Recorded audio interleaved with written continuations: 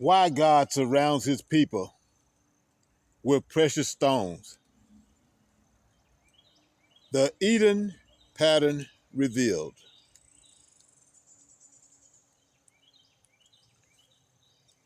Peace to the remnant. Today I'm teaching on a pattern that runs from Genesis to Revelation. A pattern so consistent that once you see it, you can never unsee it again. It is the pattern of precious stones. Stones that appear only around the people, the places, and the realms that God himself set apart. This is not jewelry. This is not decoration. In the Bible, precious stones are identity markers, boundary markers, and presence markers. They reveal who belongs to God, who carried his authority, and who stands in his garden rim. Let's begin where the Bible begins. Genesis chapter 2. Before there was Israel, before there was priesthood, before there was a covenant, God placed Adam in a garden. And in that garden, the scripture says the gold of that land is good. And there's bdellium and the onyx stone. That means precious stones existed in the environment of God's presence before sin, before separation, before religion. Stones mark the geography of holiness.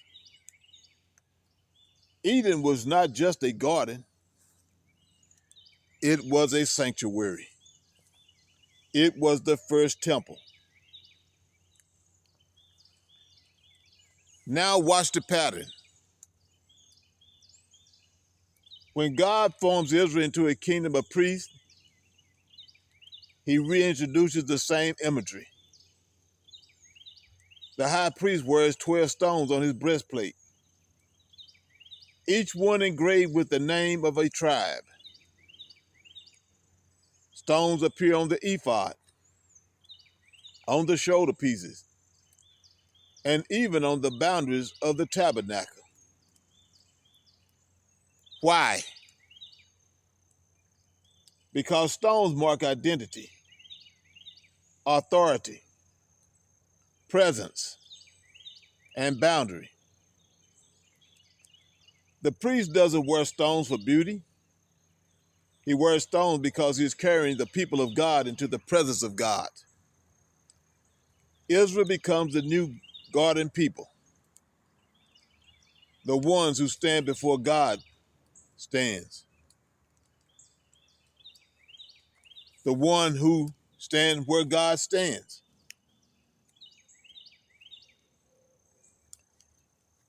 Then we move to Ezekiel 28.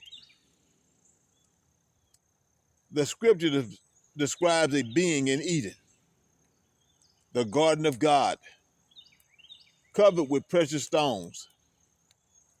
Many of the same stones found on the high priest's breastplate. This is not coincidence. This is the Bible showing you that Eden is a priestly realm. Those who stand in Eden are clothed in stones.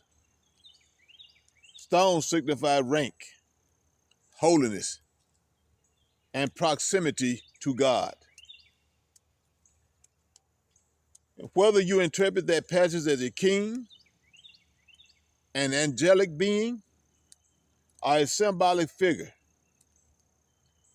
the imagery is consistent. To be in God's garden is to be surrounded by stones.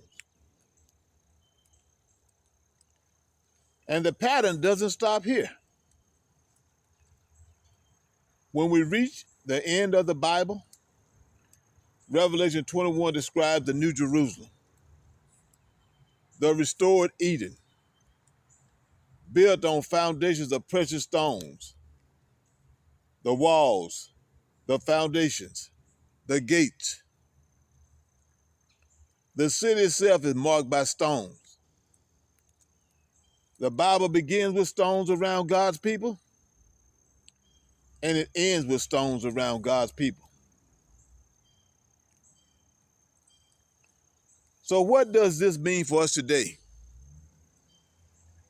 It means that precious stones are the visual language of holiness, covenant, and divine authority. They are signals of who belongs to God and who stands in his realm. Wherever God rules, stones appear. Wherever God sets someone apart, stones appear. Wherever God established covenant boundaries, stones appear. Genesis 2 shows stones in Eden. Exodus shows stones on the priest. Ezekiel shows stones in the garden again.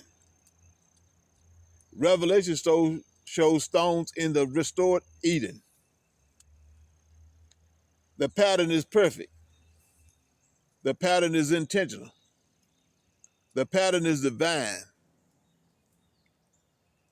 So when you see precious stones in scripture, understand this.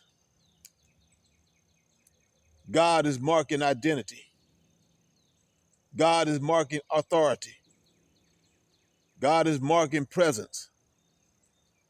God is marking boundaries. And God is revealing who belongs to him. This is the revelation of the Eden pattern. This is the testimony of the stones. Peace to the remnant.